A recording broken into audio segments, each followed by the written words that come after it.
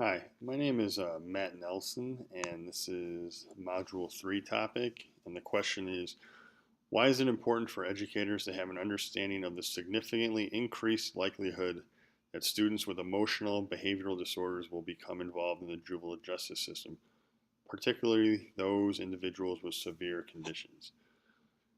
So, this is a good question, and the podcast was very interesting.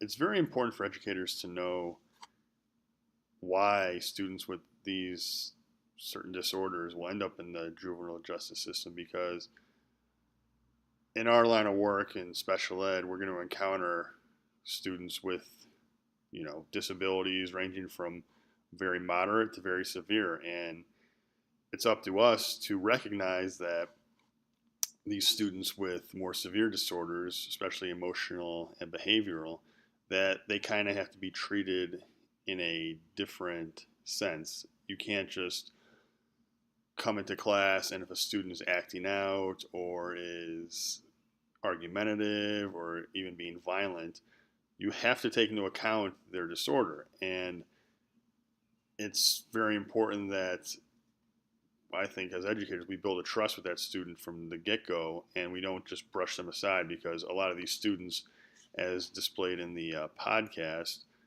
I mean, they've suffered abuse and I think it was uh, half of them have comorbid disorders. So it is more than one disorder that you're dealing with, and that out of all the kids that have these emotional and behavior disorders, only 16% with severe mental disorders receive service.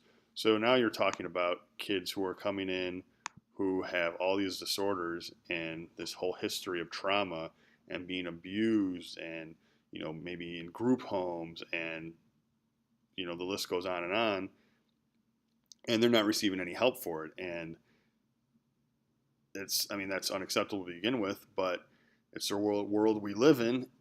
And as teachers, we have to recognize that it's not these students' faults, and they are trying. Coming to school is already a win for the teacher and for the school. Having the students actually come to school and not just deciding not to come to school. They're coming to school, so they're already making a choice to participate and be actively involved. And now it's up to us to get them involved and get them engaged.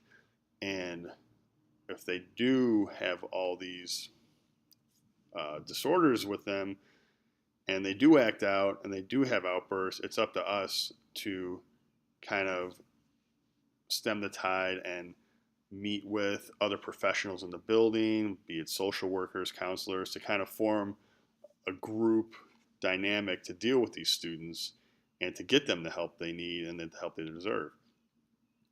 And it's up to teachers to be trained and be knowledgeable in working with these students with mental disorders because it's we are basically the first line when the kids come to school. It's us they see, it's us they deal with.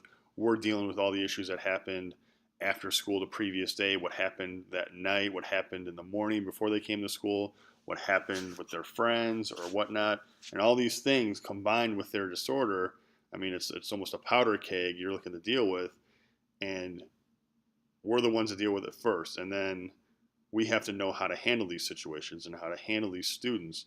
And I think having these meetings and having a team in the school with counselors and social workers and other professionals to sort of guide these kids and get them the help that they do need and they do deserve.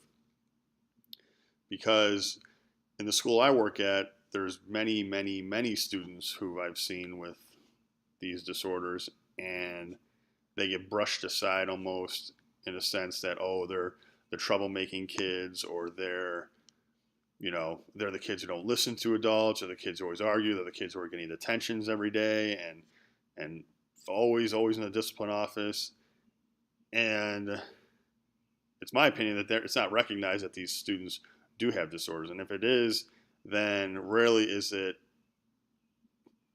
disorder blamed for their behavior. It's more of, oh, well, they had a choice and they made it, so now they're being punished. When these students sometimes can't deal with their emotions, can't deal with their issues and their anger.